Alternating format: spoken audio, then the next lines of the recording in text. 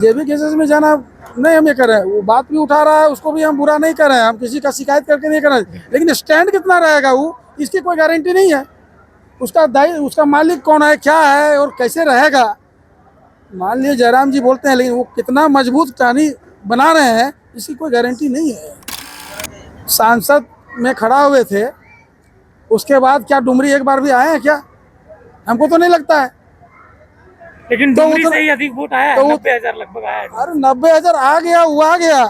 आज मेरे साथ जो है दुर्योधन महतो जी उपस्थित है, जो कि अस्सू का सदस्यता ग्रहण कर ले चुके हैं। मेरे साथ है, बात करने की कोशिश करते हैं क्या अस्सू ज्वाइन करने का कारण क्या है, क्या टिकट दे रही है इसको, बात करने का सब कुछ प्रयास करते हैं इनसे। सबसे पहले जोहार रहेगा। जी जी, आपको भी बहुत बहुत धन्यवाद। क्या कारण पड़ा ऐसा कि आप अस्सू ज्वाइन हो गए, जबकि बड़ी बड़ी पार्टियां थी, बीजेपी थी, जेएमएम है, कांग्रेस को ले लीजिए, लेकिन अस्सू में ही आप क्यों आ गए?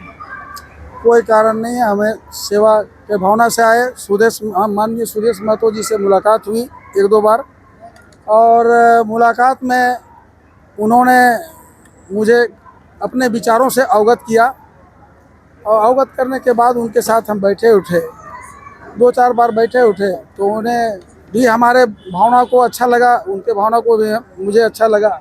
उसी में मैं आ गया हूँ, क्योंकि सुप्रीमो वो थे, और सुप्रीमो होने के बाद मेरे साथ बढ़िया से बातचीत चल रहा था, तो मैं आ गया हूँ अस्सू में। और दूसरी पार्टी में क्या बुराई आपको लगा जो अस्सू में ही आ गए? देखिए, एनडीए घटक में भाजपा में मैं कोई ट्राई नहीं किया, दूसरी पार्टी में सत्ता में है, सरकार में है, तो जितना बुराई गनाइएगा वो एक दो तीन पन्ना सब भरते चल जाएगा, तो बुराई ही बुराई है। अच्छा, नहीं, युवाओं का एक संगठन चल रहा है जेबी केसेस, उसमें भी आप जा सकते थे। कई लोग, कई लड़के लोग जो है उसमें बढ़ चढ़ के हिस्सा ले रहे हैं। जेबी केसेस में हम जा सकते थे, जेबी केसेस में जाना नहीं हम ये कर रहे हैं, वो बात भी उठा रहा है, उसको भी हम बुरा नहीं कर रहे हैं, हम किसी का शिकायत करके नहीं कर रहे हैं, लेकिन स्टैंड कितना रहेगा वो इसकी कोई गारंटी नहीं है। उसका दायित्व, उसका मालिक कौन है, क्या है और कैसे रहेगा। मान लीजिए जयराम जी बोलते हैं, लेकिन वो कितना मजबूत कहानी बना रहे हैं इसकी कोई गारंटी नहीं है।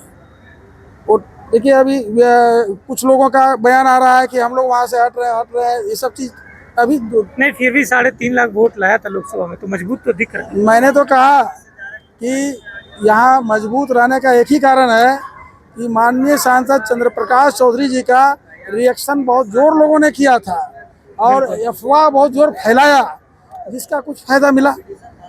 और ये भी जो है बहुत भाषणों में बढ़िया बढ़िया बात रखा, बिल्कुल, उसका भी फायदा मिला।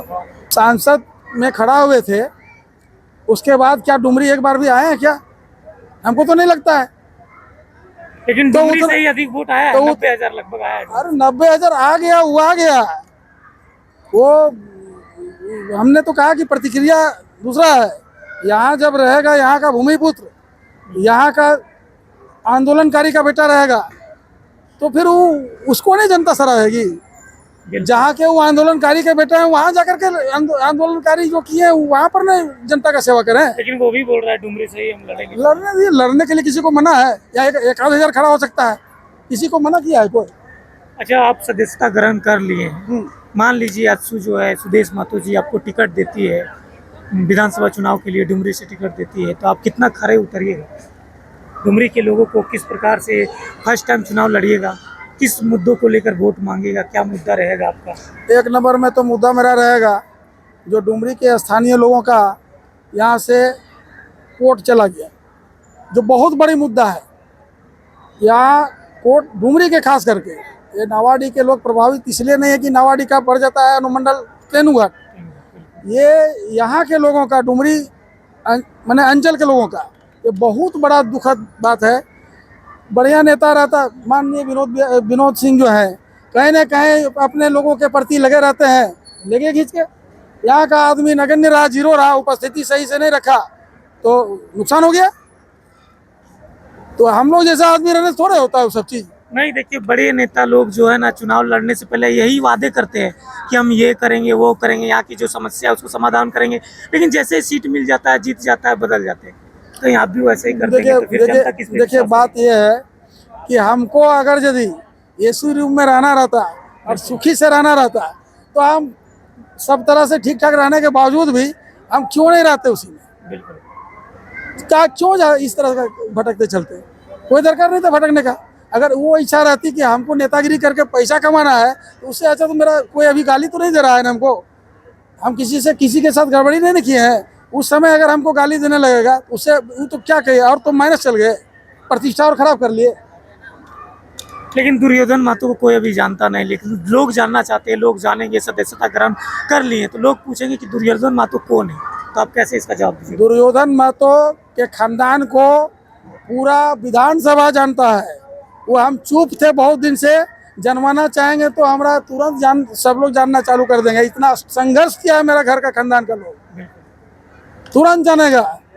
जब हम जाएंगे इस विषय पर जाते तब रहा। इस तरह का कोई मेरा पुराना पहले से विचार नहीं था, नहीं तो जानने के लिए कौन नहीं जानेगा। फिर भी कौन है दुर्योधन महतो, कहाँ के रहने वाले हैं, क्या करते हैं, पैसा क्या है उनका पूरा क्लियर? हमारा घर दोनों जगह है। होश संभालने के बाद हम डुमरी में हैं, डुमरी में घर बना कर रह रहे हैं।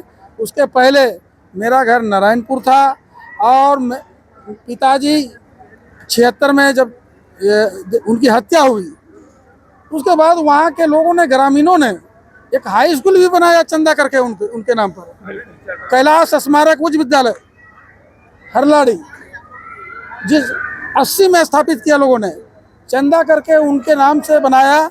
उस समय हम उस काबिल भी नहीं थे।